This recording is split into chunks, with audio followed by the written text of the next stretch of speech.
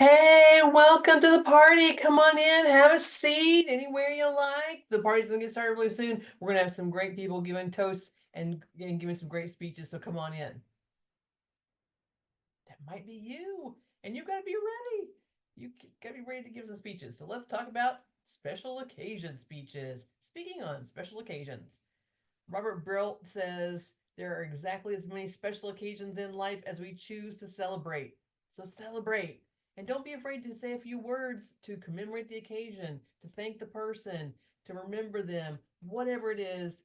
That's going to be like the sprinkles on the icing, right? That's not the icing on the cake, it's the sprinkles. It's even better. So let's talk about speaking on special occasions.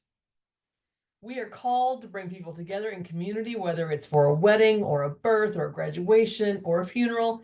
Gathering in our communities is what we do. And so we need to be able to communicate well in those situations. So special occasion speeches allow us to congratulate, toast, celebrate, say goodbye in creative and eloquent ways. It can make a special occasion even more special if you've got someone who can give a few words in an eloquent way. It enables us to reinforce our group identities. So whether you do ceremonies at work or at school or in your organizations, it helps to show admiration and respect and helps to inspire others. So think about special occasions, these great gatherings we get to, and you might need to be able to say a few words. So this is where this is going to come in handy. It also helps us prove valuable over the course of your entire professional and personal life. So whether you're speaking on special occasions at work or you're speaking in your personal life, it's going to come in handy. This is a skill you're going to use from now on. There are several types of special occasion speeches we're going to talk about. There are four: a speech of introduction, a speech of presentation, a speech of acceptance, and a commemorative speech. So let's get into those. A speech of introduction introduces the main speaker at an event and inspires the audience to listen to that speaker. So I chose an Oscar or a Tony, I don't remember which one, award show. This was when Neil Patrick Harris was the host, not presenting awards, but rather he introduced the other speakers who then presented awards.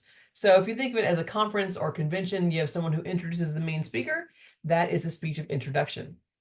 It should be brief and accurate. You should adapt to the occasion and the audience. Build a sense of anticipation if you can of who's coming up. Don't just say it right off the bat. Kind of talk about the person and then introduce who they are. And it usually has three components. So it'll usually be some background about the main speaker and what they're doing there and why they're there to speak to the group. You'll talk about their topic they're going to talk about, and then at the end, you're going to invite everyone to welcome the speaker with applause. Well, please, let's welcome our speaker tonight. Yes, okay. That's a speech of introduction. You can absolutely do a speech of introduction for your special occasion speech if you would like. And you can make up the event if you want to. It's up to you. A second speech is our speech of presentation, where you're going to present an award, a gift, or recognition to someone. So another award show picture here for that one. You want to highlight the merits of the award recipient. Why are they deserving of this award or gift or recognition? Point out the purpose and the significance of the award. So why is it special? Is it a Lifetime Achievement Award? Is it just an annual award that's given out? Why did they get the award? And also personalize the speech if you can to make the award and the event more meaningful for you and the audience members and the person who's receiving the award, gift, or recognition. So think about those things. On the other end of that, this is you could do a speech of presentation, or you could do a speech of acceptance. So the person who's getting the award, gift, and recognition, it gives thanks for that award, that gift, or that recognition. It gives them an opportunity to show appreciation as well as be humble, show humility and grace. And also, it should be prepared ahead of time if possible. This is an award ceremony. This is the Oscars. He did not know he was going to get that award. So you can see the emotion in his face where he's just so grateful, so thankful. This was a great speech too. If you go back and watch it, this is a wonderful speech. So think of maybe doing a speech of acceptance where you could accept a speech.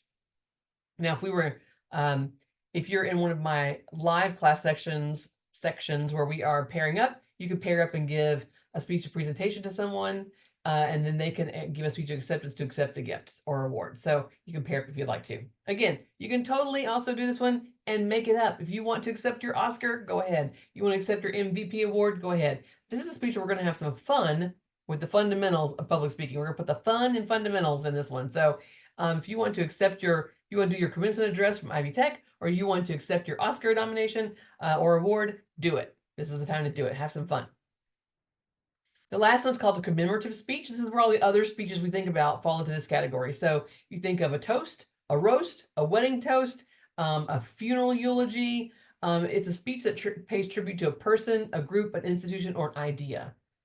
You want to try to inspire the audience in some way, heighten the appreciation of the occasion and the people that are celebrating, and adjust the content to fit and delivery to fit the situation and the occasion. So make sure it's appropriate for what you're talking about, the topic and the situation. And use language creatively. That's where you can use some pathos, you can evoke some emotion, you can use language creatively and be able to inspire the audience. So some tips for special occasion speeches as you're writing your special occasion speeches. Keep it short. They should not be very long. In fact, for our class, we're aiming for only 4 minutes. So make sure it's not very long. Acknowledge the obvious and the reason that you're there. You absolutely want to say, I'm here. I'm, the bridesmaid, and I'm here to commemorate this wedding and these two people. So make sure you make it obvious and recognize the reason why you were there and speaking. Be positive. No one wants to hear a special occasion speech that's negative and downtrodden. Keep it positive. It's a celebration of some kind. Even funerals are celebrations of life. So make sure even at a funeral, excuse me, or memorial service, you still want to keep it positive. And then use humor carefully. What you find funny, other people may not find funny. And so it can quickly go the wrong way. So be careful with your humor. Make sure it's not like name calling and mean. If you can't do it carefully and you can't do it well, don't do it. Just leave it out. But those are some great tips for special occasion speeches.